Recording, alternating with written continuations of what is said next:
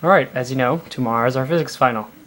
Now, she said we were going to do percent composition, and we're going to do whatever we did with the stupid triangles. So let's start.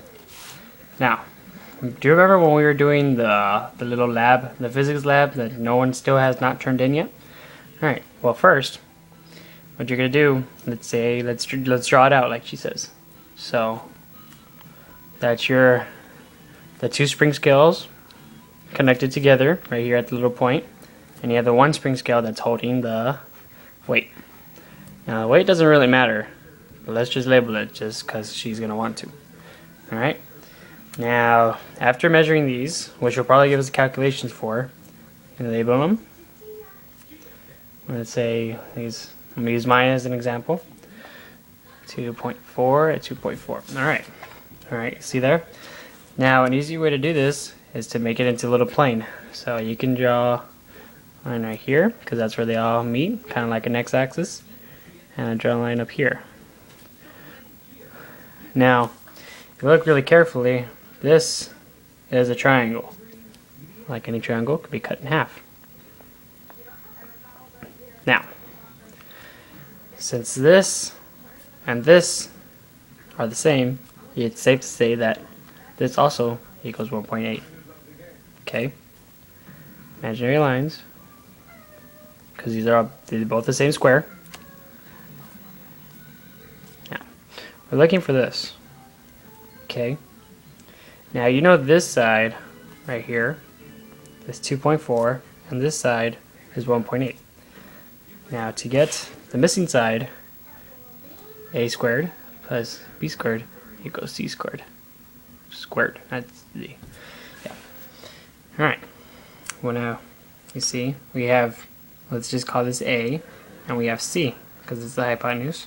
You can also say that this is 1.8, or this is 1.8. We're missing one side. Okay? Alright, so then, let's see, something equals to 2.4 squared. And I think, let's see if I can remember this. This one is 1.8. This is 1.8 because it's also going vertical. So this is B, A, B, C. Okay. So we already have B, so 1.8 squared. Now with this, you put it into the calculator, you will be able to find out what A is. In this case, A is 1.59 squared. Okay, exactly like that. So then you put it in right here, and also over here. Don't forget to label everything. Okay, so now you have this. You have all your squares. Now you find this. Now, see, since we have all the answers, we can either use sine or cosine. Whichever one you want, it doesn't matter as long as you put it in right. If you use cosine, you would put 1.5 this, which is the cosine, which is adjacent over hypotenuse. So it would be 1.59 over 2.4. So adjacent over hypotenuse, 1.59 over 2.4. Okay, or you do the sine, it'll be opposite over hypotenuse, which is 1.8 over 2.4. Okay, you do that. Now let's say let's use sine. So sine of theta equals 1.8 over 2.4. Now we want to get theta by itself.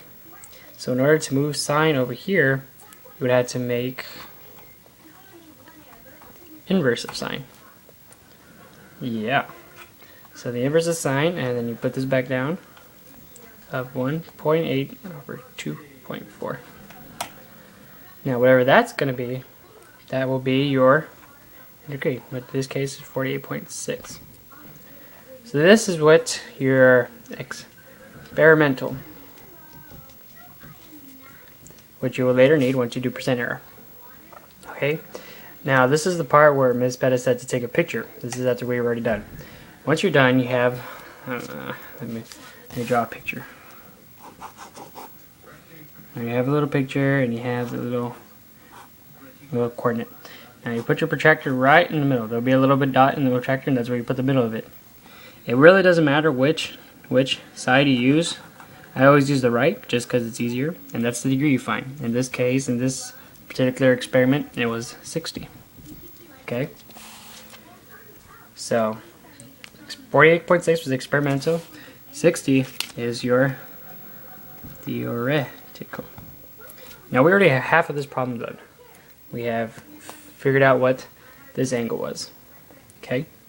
Now in order to find percent error, which is the second half of the test, you would do theo minus experimental over, let's see, was it experimental or theo? I'm going to say theo times 100. And let me just check that real quick. Just to make sure I'm right. Yeah, I was right. Okay. So you'll have 60 minus 48.6 over 60 times 100. Whatever this is usually a decimal, so it'll be like 0.0 something. You multiply it times 100. In this case, the answer came out to be 19%. Okay? And that's how you do one that has only one, where these two are the hypotenuses are the same.